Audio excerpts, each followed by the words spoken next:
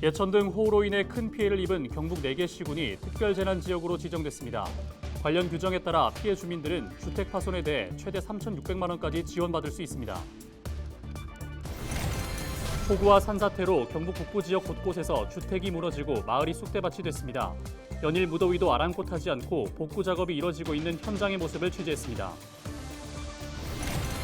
지난해 대구 경북을 빠져나간 인구 10명 중 9명 가까이가 수도권으로 이동한 것으로 나타났습니다. 대구와 경북 모두 20대가 연령대별 순유출 1위를 차지했습니다. 282억 원이 투입된 대구 복합혁신센터가 기준과 다르게 시공되고 감리가 부실했다는 사실이 드러났습니다.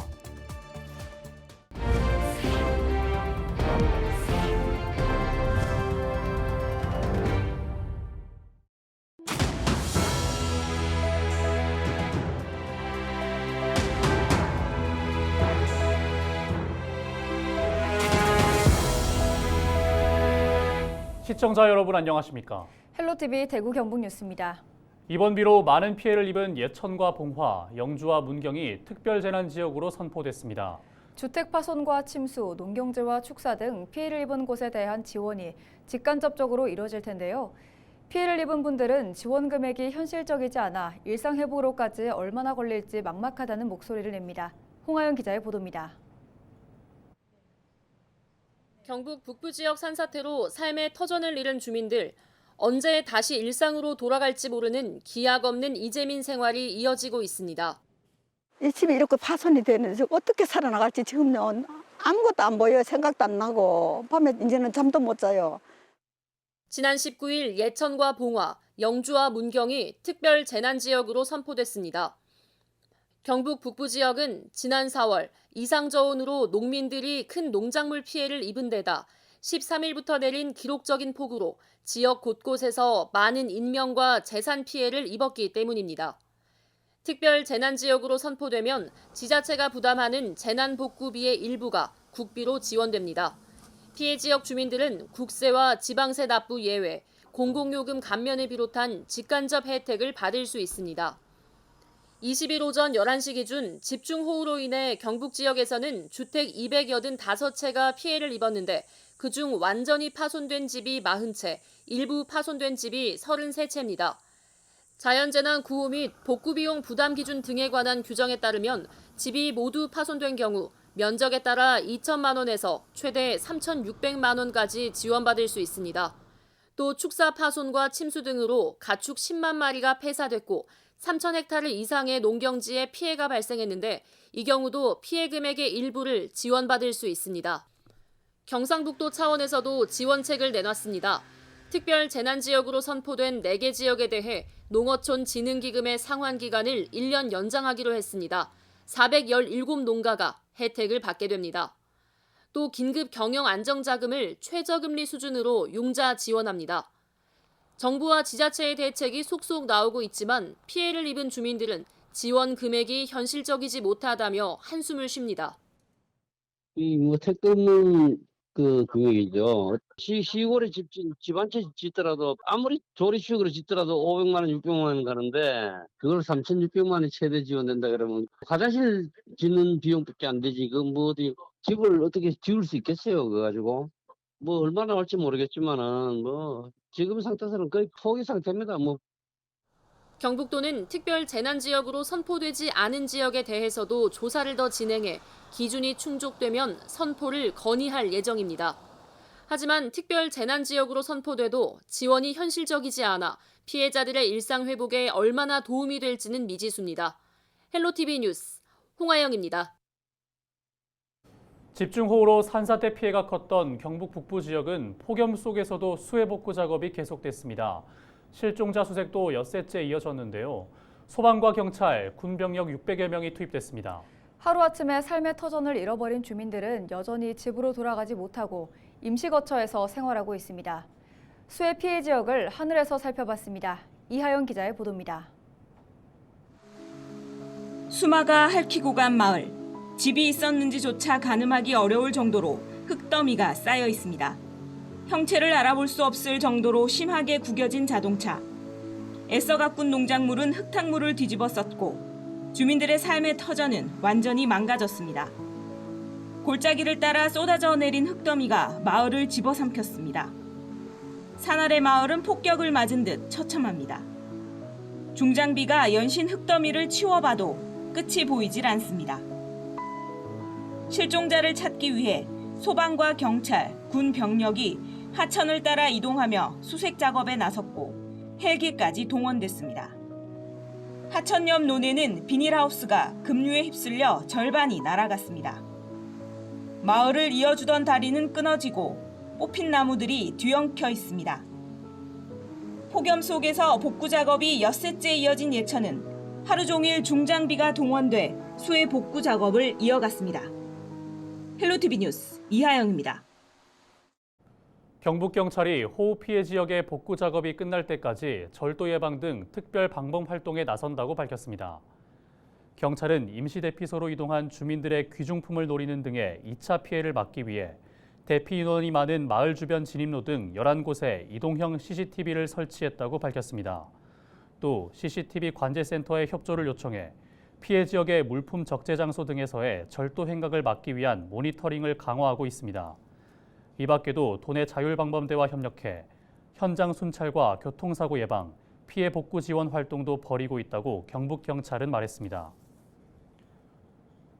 폭우가 내리던 지난 18일 안동에서 경찰관의 기지로 익사위기에 처한 소 40마리를 구조한 사실이 뒤늦게 알려졌습니다. 18일 밤 9시쯤 안동경찰서는 우사가 침수됐다며 도와달라는 신고를 접수했습니다.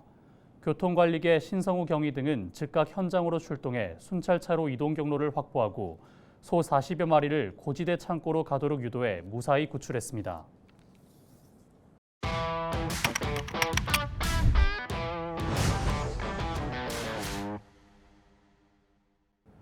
운동하려고 헬스장 회원권을 결제했는데 갑자기 헬스장으로부터 폐업 통보를 받고 결제한 돈도 환불받지 못한다면 당황스러울 수밖에 없습니다. 실제로는 이런 일이 심심치 않게 발생하고 있다고 합니다. 최근에도 수도권을 중심으로 28개 지점을 운영하던 대형 헬스장이 돌연 폐업하면서 많은 피해자가 발생했는데요. 헬스장 폐업으로 인한 환불 피해가 반복되는 이유는 무엇이고 어떻게 예방할 수 있는지 확인해봤습니다.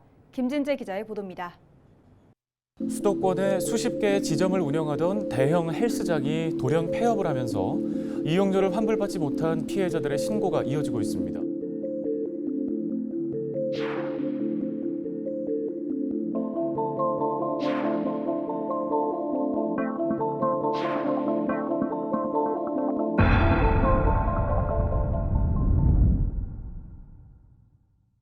해마다 발생하는 헬스장 폐업으로 인한 환불 피해. 얼마 전 수도권에서도 대형 헬스장이 돌연 폐업해 1,000명이 넘는 피해자가 발생했습니다. 당분간 수업이 좀 어려울 것 같다. 그래서 그날 바로 가서 환불 요청을 좀 했고 그랬더니 한 7일에서 10일 정도 걸린다라고 얘기를 했는데 또 일주일 뒤에 가니까 약관에 보면 90일이라고 되어 있다. 네, 총액은 한 800만 원 정도 저희가 직접적으로 피해본 금액은 그 정도 되고요. 한국소비자원 집계 결과 지난해 헬스장 관련 피해 구제 신청 건수는 2,600여 건으로 1년 전보다 늘었습니다. 반복되는 헬스장 먹튀 피해, 이유는 뭘까요? 전문가들은 선판매와 장기 결제를 원인으로 꼽습니다. 헬스장을 개업할 때 드는 초기 자본은 통상 3억 원 이상, 상가 임대료와 인테리어, 운동기구 구매 등에 많은 돈이 들어가는데요. 회원 유치를 위해 비싼 운동기구를 구입할수록 초기 비용은 더 높아집니다. 그런데 실제로는 이 돈이 다 없더라도 선판매를 통해 헬스장을 개업할 수 있다고 합니다. 헬스장 개업 전 파격 할인을 내걸고 회원을 모집해 미리 이용료를 결제하도록 하는 건데요. 이렇게 모은 돈으로 운동기구를 구입하는 등 개업에 필요한 비용을 충당하는 방식입니다. 다시 말해 개업 후 받을 돈을 미리 당겨받는 건데요.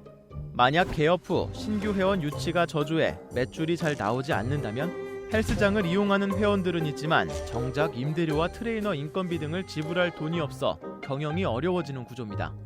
선판매가 아니더라도 일부 헬스장에서는 수시로 이벤트를 진행해 높은 할인율을 미끼로 장기 회원권 결제를 유도하곤 하는데요.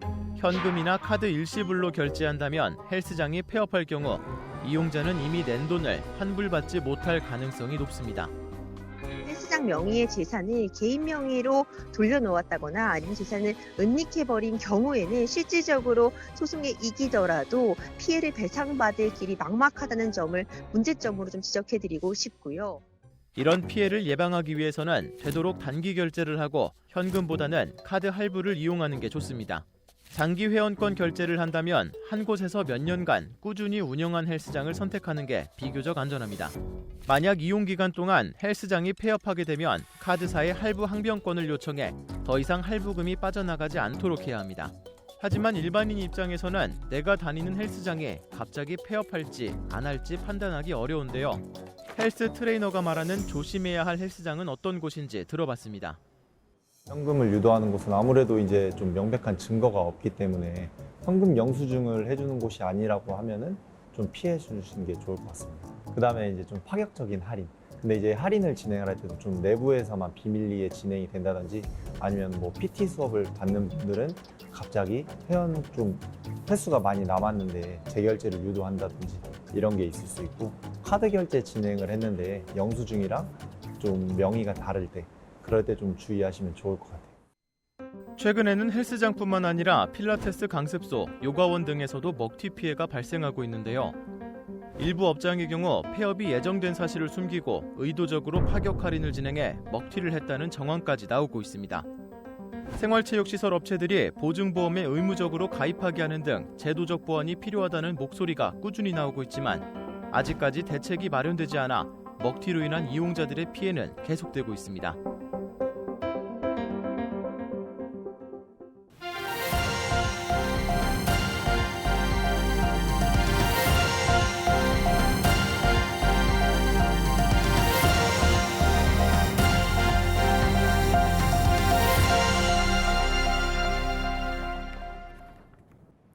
지난해 대구 경북을 빠져나간 인구 10명 중 9명 가까이가 수도권으로 이동한 것으로 나타났습니다. 동북지방통계청의 인구이동 현황 및 사유 분석 자료를 보면 지난해 대구 경북에서 수도권으로 이동한 순유출 인구는 전체의 88%로 집계됐습니다.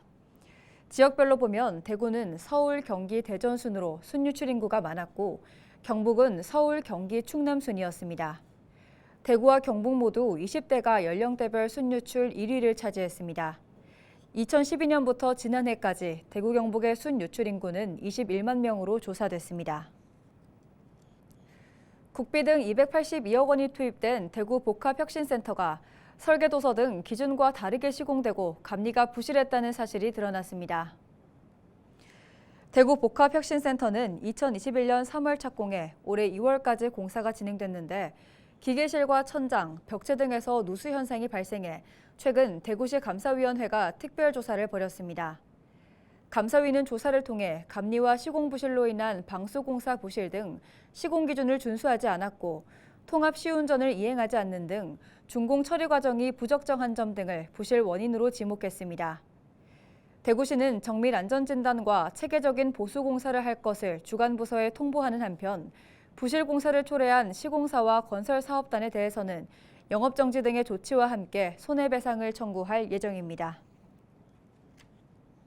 대구 지역에 유통되고 있는 농수산물과 가공식품에 대한 방사능 검사 결과 모두 방사능이 검출되지 않았다고 대구시 보건환경연구원이 밝혔습니다.